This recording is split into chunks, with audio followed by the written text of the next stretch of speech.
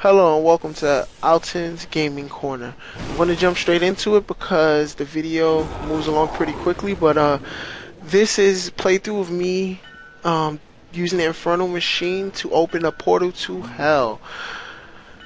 Essentially, the Infernal machine allows you to fight, two bosses at once. You have to go through a whole series of collecting items in order to create the Infernal machine to then open this portal. I decided to do this with my girlfriend and a friend, before Reaper of Souls came out. I guess it was in celebration for, Reaper of Souls coming out on March 26th. 25th. Ooh, blooper. Anyway. As you can see, I opened the rift. We're now about to fight two bosses at once. We're doing this on Torment level 2, I believe. It was not easy by any means, but it was fun to do. I don't know, me personally, I'd rather the harder fights and to move along slower through the story, through anything. And I just feel like the experience and the drops are more worth it. I could be wrong, but I guess it's just, it's just a mental thing. But as you can see, we're hanging in there, killing both of these bosses. I actually have a second Infernal machine that I'm going to open as well in this same video. The video is actually going to cut, but that's because I thought I had to start a new game in order for in order to open up the other rift, but I didn't, so I put a little transition in between both video clips. After doing this, I think I'm gonna have to start doing runs to collect the items again. I believe we gotta kill like the key wardens, and I think it's three keys. I forgot, it was a while ago when I collected the items to make these Infernal machines, and then I stopped playing Diablo for a little while, and then I started back playing it, and I was like, hey, let's use this Infernal machine, why not? Let's see what drops, let's try to get some XP, anything to boost the Paragon level before Reaper of Souls came out. I mean, for the most part, this wasn't too much of a boost to the levels, but it was just fun to do, because it's not common that you use the Infernal machine and open up a rift to hell. But as you can see, we're all barely hanging in there. Just basically attacking and dodging, which is Diablo essentially. You gotta pay attention to the environment, what kind of attacks your enemies use. You can't just stand still. I mean, there's plenty of barbarians that are able to do it, but then again, they're barbarians, They're meant to tank.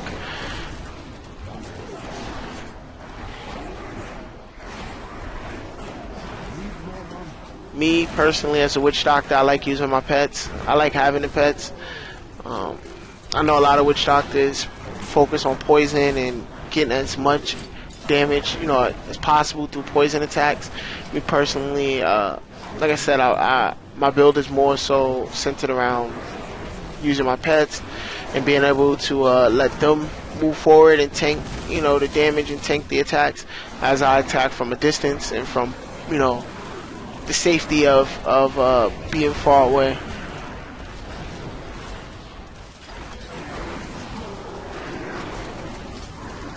In the beginning it was a bit hard, but then we started to stabilize, and afterwards we, take these guys out. I do believe that the combination of these two bosses is like one of the hardest that you can come across using the Infernal machine. And it's funny, the very first one we use, we have to face them. When you see the playthrough of the second clip, when I open up the second rift to the Infernal machine, it goes by a lot faster. But then again, I do also have an extra friend who's higher leveled and has, I guess, better equipment, and he's a barbarian, so he's able to actually tank the damage. But like I said, we held in there and we got the job done. Good thing is we kind of attacked both bosses equally, so when the first one died, the second one was right behind him. Wasn't too much of a distance and difference, in health. not distance. But yeah, this is the Infernal Machine. I mean, it supposedly is worth it. You know, I think they actually nerfed the Infernal Machine from when I last used it. Because I remember, you know, I believe you were guaranteed at least one legendary drop after killing something. I'm not sure if it was 2, 1 for each boss.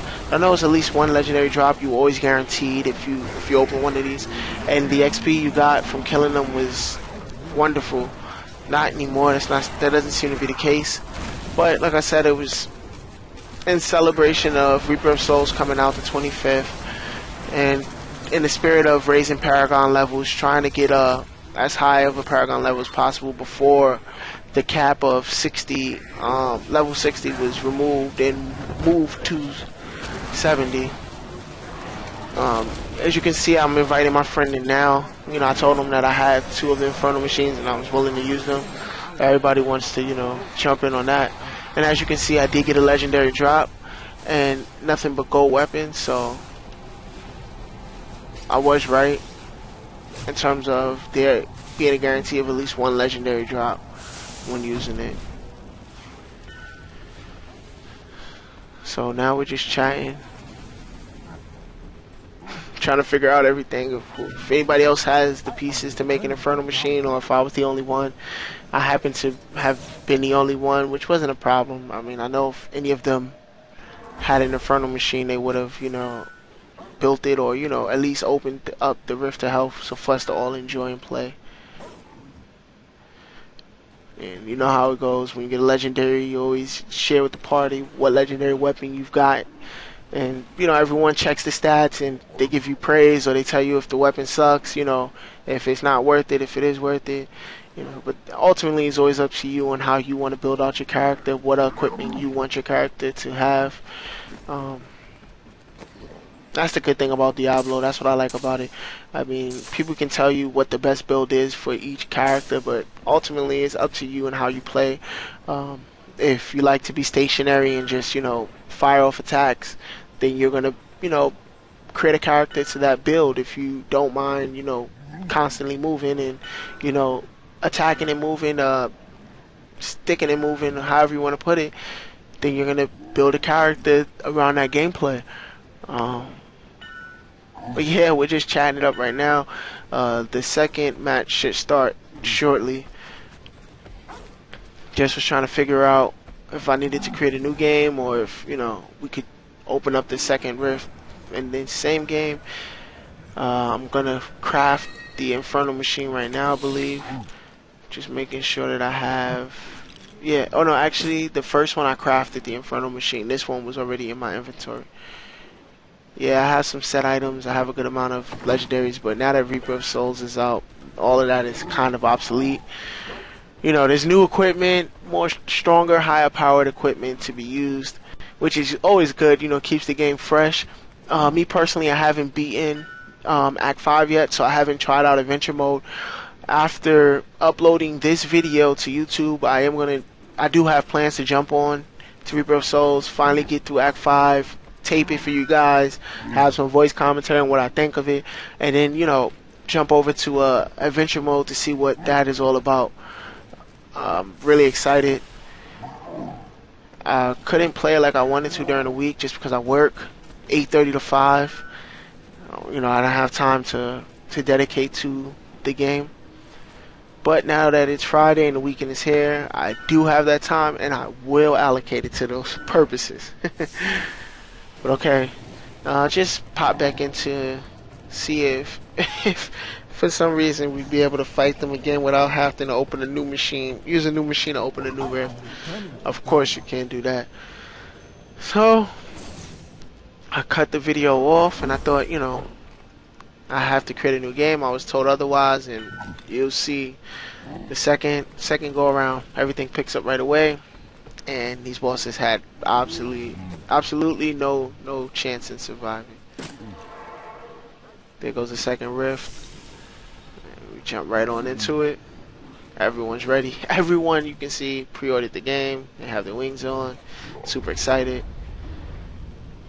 Diablo did a good job with, you know, but I mean, Diablo as a franchise was always good from the beginning, but Diablo 3 is more my generation. I didn't actually get a chance to really play 1 and 2 like, you know, you older people, you old folks.